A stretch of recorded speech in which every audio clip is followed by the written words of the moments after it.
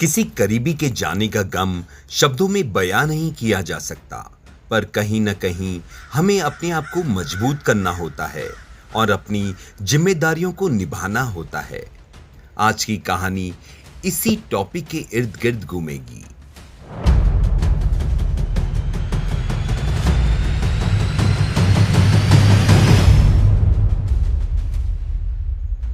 एक पिता अपनी 4 वर्षीय बेटी मिनी से बहुत प्रेम करता था। ऑफिस से लौटते वक्त वह रोज उसके लिए तरह तरह के खिलौने और खाने पीने की चीजें लाता था।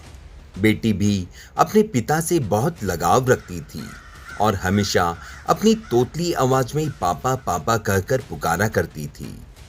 दिन अच्छे से बीत रहे थे कि अचानक एक दिन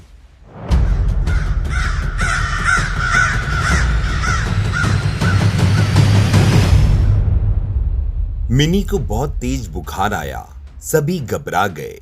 वे दौड़े दौड़े भागे और डॉक्टर के पास गए, पर वहां ले जाते जाते मिनी की मृत्यु हो गई।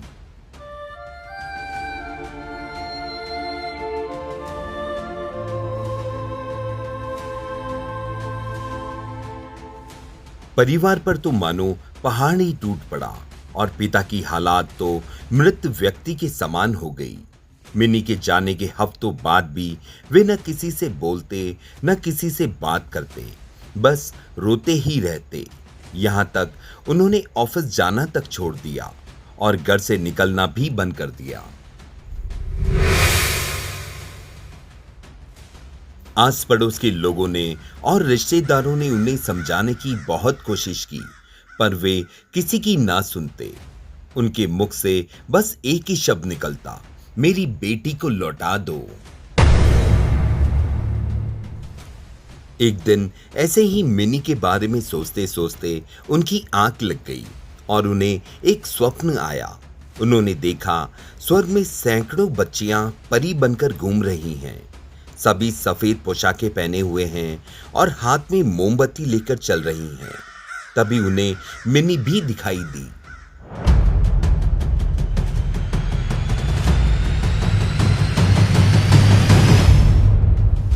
मिनी को देखते ही पिता बोले, मिनी बेटी, सभी परियों की मोमबत्तियां जल रही हैं, पर तुम्हारी बुझी क्यों है? तुम इसे जला क्यों नहीं लेती?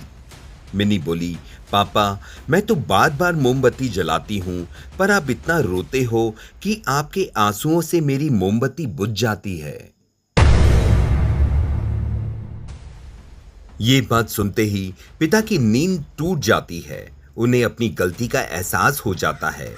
वे समझ जाते हैं कि उनके दुखी रहने से उनकी बेटी भी खुश नहीं रह सकती और वह पुनः सामान्य जीवन की तरफ बढ़ने लगते हैं।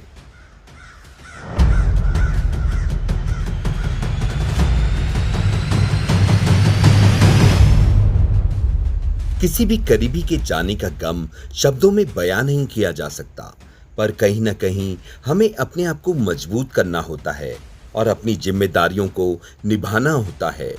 और शायद ऐसा करना ही मरने वालों की आत्मा को शांति देता है।